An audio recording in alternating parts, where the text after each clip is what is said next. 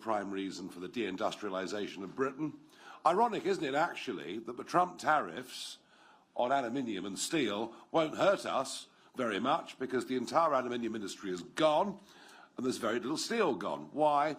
Because our electricity prices for industry are between 5 and 6 times higher than those in America. But equally, perhaps the real unfairness of net zero policies and subsidy, endless subsidy for renewables, for the foreign firms involved in renewables, has been the impact on domestic bills, something about which there has been an absolute wall of silence and almost no debate whatsoever.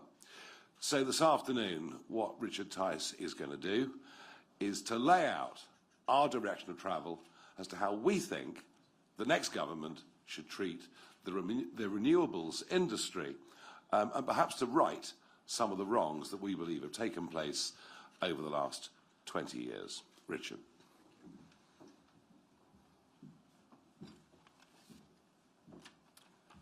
Thank you, Nigel. Good afternoon, everybody. Well, it's great to be back here in the city where I spent a fair bit of time when I was chief executive of a big multinational, multi-billion-pound property company, where in just 4 years I tripled the share price and made significant returns for shareholders, where I was involved in raising debt, raising equity. And when I was director and chief executive of property companies, I built thousands of homes, employing thousands of tradespeople, attracting hundreds of millions of pounds of investment into our economy and making significant returns for shareholders. Not a track record that I think our current Chancellor can talk of. We know in reform, because we've been round the block, how to make money, how to grow companies, and therefore how to grow an economy. And we remember in the 80s and 90s when our economy was growing at 2.5% to 3.5% every single year. If it was below 2%, you'd start to get a little bit anxious. If it was below 1%, it was like a moral recession. Now, they bring out the champagne if you get to 0.5%. We'll see what the GDP figures are tomorrow. But we are absolutely clear. You cannot grow an economy to those sort of growth rates that the likes of the US is currently enjoying if you have the highest taxes for over 70 years, the highest regulations, the greatest wasteful spending of taxpayers' money via the government. If you overlay that with mass, uncontrolled, low-skilled, less productive immigration. And then above all of that, you impose the new umbrella in the last few years of net zero. And the truth is that after the blunder budget last October, all the important statistics are down. GDP's down, job vacancies are up, growth is down, and jobs are down. Confidence is down, investment is down. The only thing that's going up is the wrong bits of data. Public spending, out of control, up. And also, the thing that no one's talking about, the government deficit going up. And one of the reasons is that net zero is without question the greatest act of self-harm ever imposed on a nation by the people in Westminster. It's killing jobs, whether it's in the car industry, whether it's in the oil and gas industry, whether it's in the steel industry, whether it's in the chemicals industry. The truth is that decarbonisation does mean de-industrialisation. And the great lie that's been told is that somehow renewables are cheaper.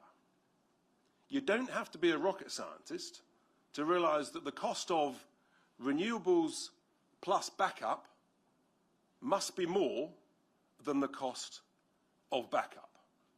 It's basic common sense. You see, you have to have the backup because sometimes the wind doesn't blow, and yes, here in the UK, it's grey outside, sometimes the sun doesn't shine. And here's the evidence that I'm going to show on the screen and the graph. The first graph shows there, that blue line there, and this is from the last sort of 15 to 20 years, that blue line is the increase in renewable energy generating capacity. And the brown sort of reddish line is the growth in our electricity price. And there is a direct link between the growth in the electricity price and the growth in renewable energy generating capacity. That is not a coincidence.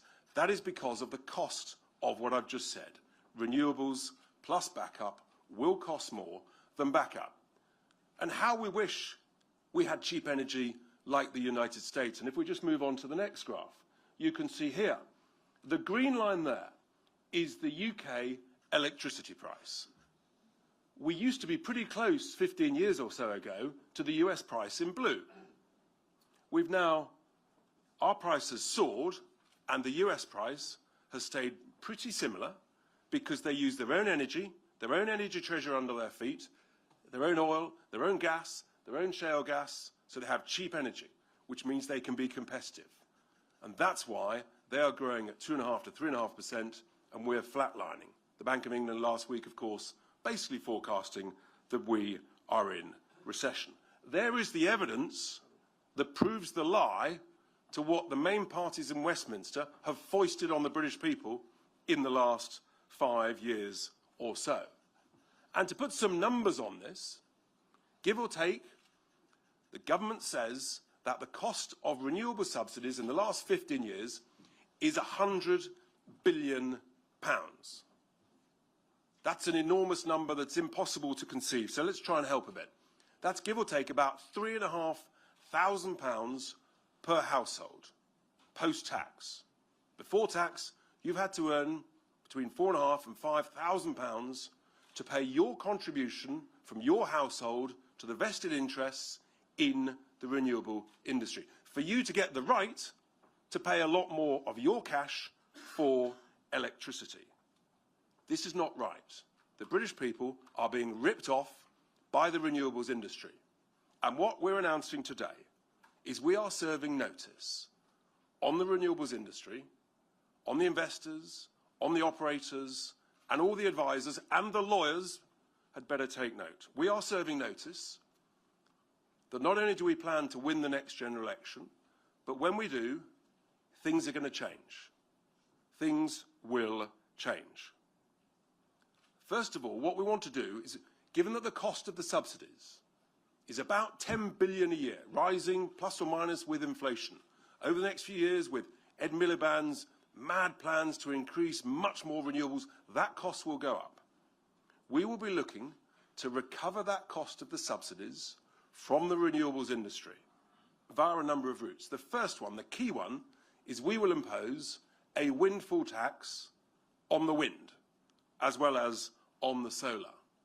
And we will do that broadly to recover about the cost of the subsidies, primarily through probably a generation tax based on pounds per megawatt hour generated, as well as a special corporation tax rate.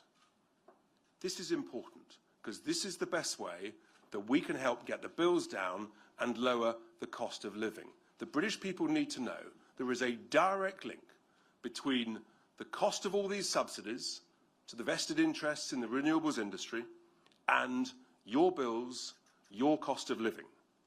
So we will impose a windfall tax, whether it's wind, whether it's solar, whether it's Drax Power Station, which is another massive con and rip-off. The second thing we'll do is relating to solar farms. Solar panels on the roofs of homes and industrial buildings can make sense. Solar panels on our agricultural, productive farmland, including in my constituency of Boston and Skegness, is complete insanity. We have to stop it, and we have to say to everybody, as part of our plans, we will abolish, of course, inheritance tax. It was in our last contract, and we will stick with that. It's very important. And as part of that, we will abolish this appalling family farms tax. But I have to say to those farmers who want to sell out to the renewable industry for solar farms, you can't have it both ways, folks. You've got to make a decision. Either you're part of food production, part of food security for our nation, or you're part of the renewables industry. So you can't double dip. If you sell out to the renewables industry, then you would not benefit from that inheritance tax relief. That's only fair. The third key point that no one's talking about is these things called battery energy storage systems that are starting to be built alongside some of the big solar farms. And lots of the eco-zealots will say, oh, we can store all of this renewable energy in these big battery farms. Well, let me tell you about these. So just last month in California, a huge fire broke out in one of these battery energy storage systems. You can't put these fires out because of a process called thermal runaway. Fumes going up thousands of feet into the air, toxic fumes. 1,500 people were evacuated from their homes. Schools were closed for days on end. And now we learn that actually the soil and waterways have been contaminated with toxins from that fire. No one wants to talk about this in the UK. You don't read this in or on the BBC. And here's the extraordinary thing. There's a complete lack of responsibility and accountability for the safety standards and regulations. No one wants to take account for it. So if you ask the Health and Safety Executive, are they responsible? Not me, Gov. If you ask Ofgem, not me, Gov. Ask the fire brigades, someone else's responsibility. So we're just relying on the safety standards and regulations from people overseas who make these batteries. This is not right. The British people are not being told that these BESS systems, these battery energy storage systems, are dangerous. And until they can be proven to be absolutely safe, they should be banned. So to all those investors who are investing in these things, I just serve notice on you. Think very seriously about it. And then fourthly, pylons.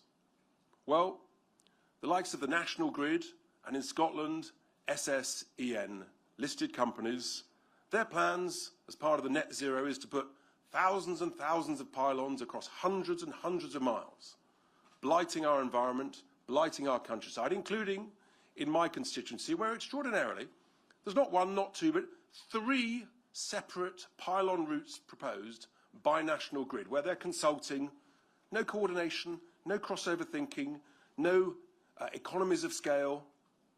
It's either negligence or it's deliberate to suit the vested interests who might make a great deal of money. So we're serving notice on National Grid, on SSEN, put the cables underground.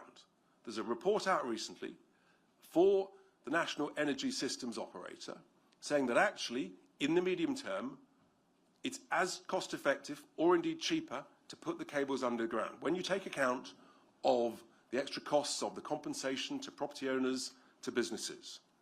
So we're just saying, do the job properly, put the cables underground.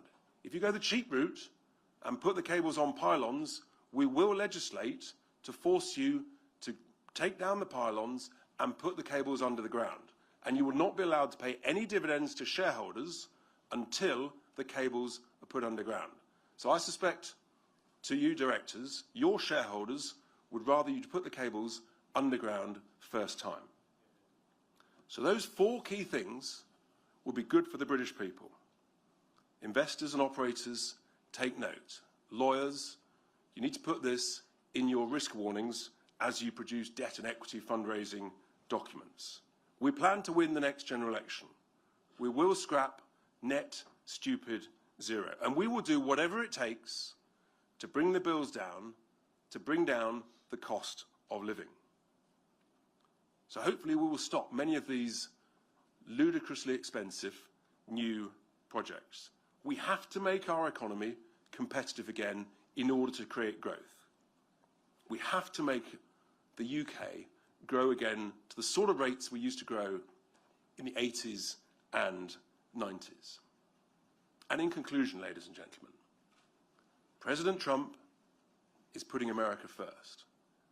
And our future Prime Minister, Nigel Farage, will put the United Kingdom first. Thank you very much.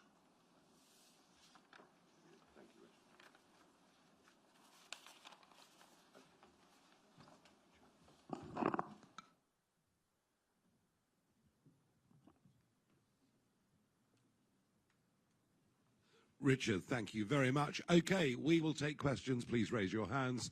I will point to you and just tell us the name of the organisation that you are representing. First hand up is there. Thank you. Ryan Saby from The Sun. You talk about lowering bills.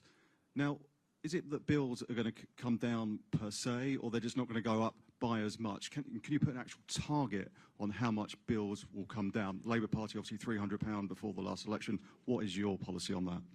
So I've challenged the Secretary of State for Energy, Mr. Miliband, on this on numerous occasions. They've given up saying when the bills will come down because they won't.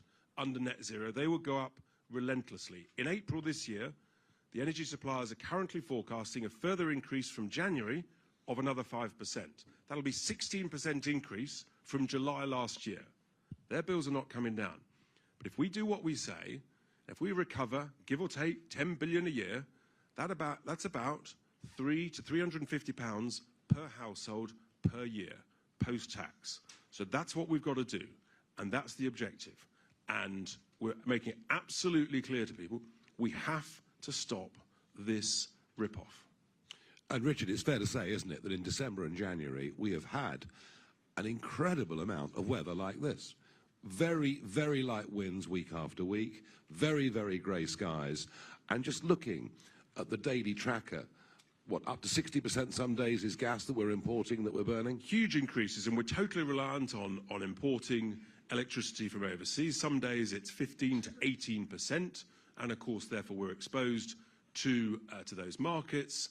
And what that's meaning is that the cost is going up, and that's why then that increase. It could be even higher, when of course it should be going down. You're heading towards the summer, when traditionally bills and demand reduce. It's the opposite. Yeah, and as for the £300 promise made, forget it. The 171 auctions that were successful, so-called, the strike prices that were set up for the next 10 years were truly extraordinary, weren't they? Truly extraordinary. And we get conned because they announced the prices in 2012 money. Well, why don't you talk about today's money, or the cost when actually these wind farms and solar farms are actually built? And there you look at the cost, and it's 60, 70, 80% higher. We're being badly misled, and it's got to stop. Yeah, absolutely. We've got a hand up there. Thank you very much. David Lynch from the Press Association. Just on your platform here, it's been about energy and net zero. Do you believe in climate change? That's irrelevant, because what we're doing is making no difference whatsoever. Not only do we produce less than 1% of global CO2, but the deindustrialisation of Britain, look at the steel plants, look at Redcar, look at South Wales. The announcements come immediately that that production is moving to India, and then the steel that we need is re-imported back. All we are doing is deindustrialising Britain. We are exporting CO2 production. We are making no difference to global CO2 output of any kind at all. Do I believe in climate change? Yes, absolutely. It's happening all the time. It always has been. It always will be. Are our seas warmer now than they were 20 years ago? Yes, they are. How much of that is man? I have no idea.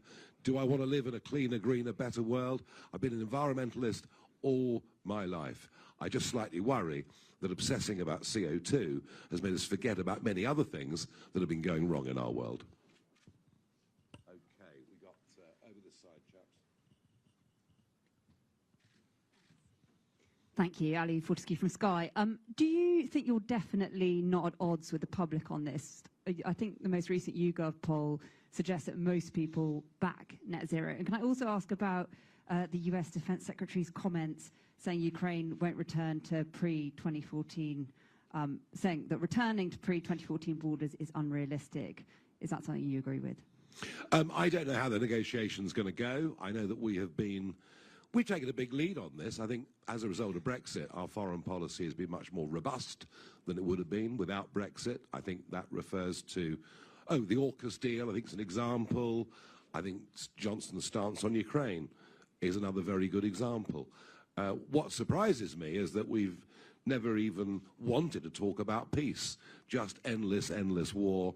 And if it is true that there have been 1 million battle casualties so far in this war, and that effectively it's stalemated, albeit with a slight advantage going to Russia, then what's wrong with the peace negotiation? Where those borders settle, I don't know. Crimea, of course, is going to be the difficult one. I'm not going to prejudge any of this, but thank God we've got an American president who is seeking peace, not war. If I just pick up on the first point about the YouGov polls on net zero. Ask the right question. Yes. If you say to people, do you care about the environment in the British countryside? Of course the answer is yes. We all do, as Nigel's just touched on.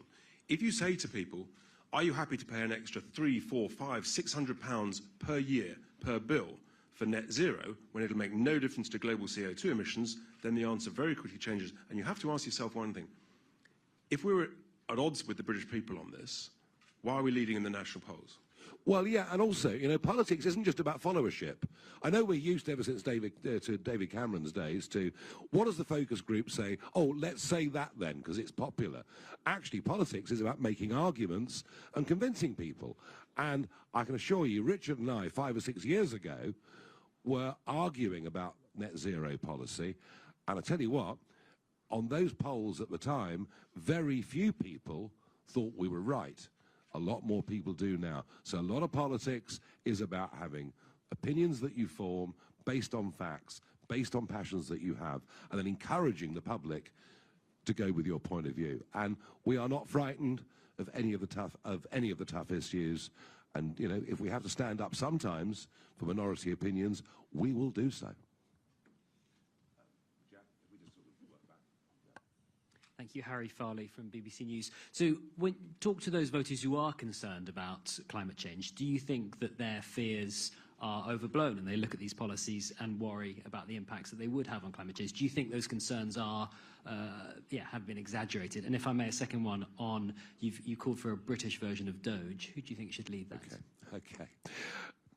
Reindustrialising Britain, producing the gas we're going to be using to 2050, producing the oil we're going to be using to 2050, and everybody accepts that, producing the steel that we're going to be needing until there's an alternative for many decades to come, producing the aluminium that we need, producing the chemicals that we need, refining, glass making.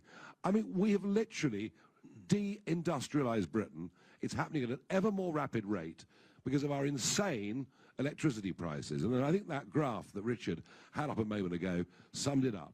The more Theresa May and Boris Johnson and Ed Miliband have gone down this sort of almost with religious fervour net zero route, the more expensive our electricity has become. And I would say to your viewers who are worried about the climate and worried about what may happen in the decades to come, what we are doing makes no difference at all. If we actually brought back and we were honest about the CO2 production in all the goods that we used, you know, we'd realise actually we're doing nothing. And the truth of it is that China is still going to build another 60 to 80 new coal-fired power stations this year. Big countries like Indonesia, Malaysia. In fact, Modi got re-elected boasting that this year their coal production had gone through 1 billion tonnes. And mankind this year will burn 8 billion tonnes of coal. It's such a big number, it's almost hard. Lee's a former coal miner nodding away over there. By the way, we're not advocating reopening the pits, I promise you. Although the anthracite one up in Cumbria might be useful.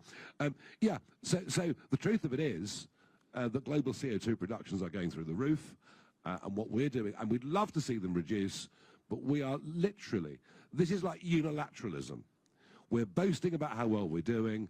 We're making our people poorer. We're losing well-paid jobs. It makes no sense. Just finally, it was only 2 weeks ago on the BBC, we saw an extraordinary headline that I think proves that actually scientists differ considerably on this, where the headline was, under climate change, Britain could get colder under global warming. What on earth does that mean? Yeah, and Blue Peter told me that we'd be going into a new ice age, so there we are. Harry. Harry Horton, ITV News. 2 questions, if I may. First of all, on net zero, you might be able to drill for a bit more oil and gas, you might be able to frack a bit more, but in the long term, beyond 2050, isn't the reality that you'll have to either import more of those materials or you're going to have to invest in renewables because that's where our domestic energy production is going in the long term? And then secondly, ITV News has done a report today on an extremist neo-Nazi organisation called Active Club England. Some undercover recordings suggest that they're preparing for a race war. You want to be Prime Minister. What do you make of the extremist threat of groups like this, and what would you like to see the government do about it? Our long-term energy future, I have absolutely no doubt, is not in intermittent energy. Now, if there comes a moment when hydrogen actually can fit the bill, nobody will be happier than us. That'd be fantastic. You know, here we would have a clean energy, easy to produce. That'd be great. But I've been hearing about this for 25 years. We've made virtually no real progress at all. Our future is nuclear energy. I have absolutely no doubt about it. Our nuclear energy in Britain is way too expensive. I think nuclear energy in the Far East is about a third of the price of ours. Of course, you have to have appropriate regulation. We've got to get competitive, small, modular nuclear reactors. That is our energy future. Of that, I have no doubt at all. As far as your report is concerned, thank you to ITV for letting me have a look at the report. And well done you. It's good investigative journalism. These extremist groups have always existed. I guess to some extent they always will. My own view, I doubt there are that many of them. Not that that's saying we should underestimate the unpleasantness, the ugliness of it all, but it is worth, just for a sense of perspective, to remind ourselves that in terms of counter-terrorism activities at the moment, only 10% of their work is dealing with the far right, 80% is dealing with the Islamist threat. So we just do need to get this into some sense of perspective. But not for one moment would I say you haven't done a very good job. Adam Cherry, GB News. If you're saying all new cables need to be put underground, you're not concerned that's significantly slower and more expensive? Well, no, because actually what you've got is huge planning delays. You've got district councils, you've got county councils invoking legal actions against National Grid. Actually, the consensus is, if you've got to do it, put them underground and get on with it. That's the simple, least controversial thing to do. And NESO's own report says that in the medium term, it's a similar cost, or could even be cheaper. So I think the evidence is there. Okay, where's the microphone gone now? Yeah, hello, sorry. Hello, Nigel, Richard, Jessica Frank Hughes from City AM. The Confederation of British Industry says net zero is a strategic necessity and that the green economy grew 9% last year versus 1% in the rest of the economy. You want Britain to grow like it did in the 80s and the 90s. What do you say to British businesses who have invested in the green economy? Is that the same CBI that wanted us to join the gold standard back in 1929? And the same CBI that advocated joining the exchange rate mechanism? And the same CBI that advocated that we join the euro? Oh, they're the people. Yes, and the same CBI who, last time I looked, only represent 8% of jobs in the private sector in this country. I'm not terribly interested in what the CBI has to say. And let's be very clear about these so-called mythical green jobs. About 80% of all of the offshore wind farms are overseas owned. The biggest single owner is, of course, Danish investors through Ørsted. And a lot of these wind farms are being built by engineers and construction firms from overseas and then serviced by engineers from Norway and Denmark and others. You can understand that because they own them. But in terms of British jobs, we're being sold a lie. And we've got to have the courage to tell it as it is. Just following on from Ali's question, it's Archie from The Independent. Do you think Ukraine should be able to join NATO in principle? I've always been against it, as you well know, asking the question. I've always thought that the eastwards encroachment of the European and NATO was a mistake. But that's then. You know, I predicted this war in 2014, as you well know. I stood up in the Parliament and said, there will be a war in Ukraine. I was the only British political figure to get this right. I think where we are now, and again, it's back to the previous question, I don't want to prejudge how these negotiations go. But I would have thought that if we're going to get Putin into a place and Zelensky into a place where we can have a reasonable negotiation, I would have thought, looking ahead, it's probably essential that Ukraine joins NATO. That's going to need to be part of this negotiation. It's a guess, but that's where I see this going, yeah. Sorry? Look, I wish we hadn't done what we did. For all those years, I've never wavered from that view. I think, actually, EU encroachment caused the instability even more than NATO. I remember, you know, the Orange Revolution, and they're waving EU flags in the square in Kiev, as we called it then. But, you know, that's then. We are where we are now. Am I supportive of a settlement that ends the war and ends any further encroachment into territories by Vladimir Putin? Absolutely.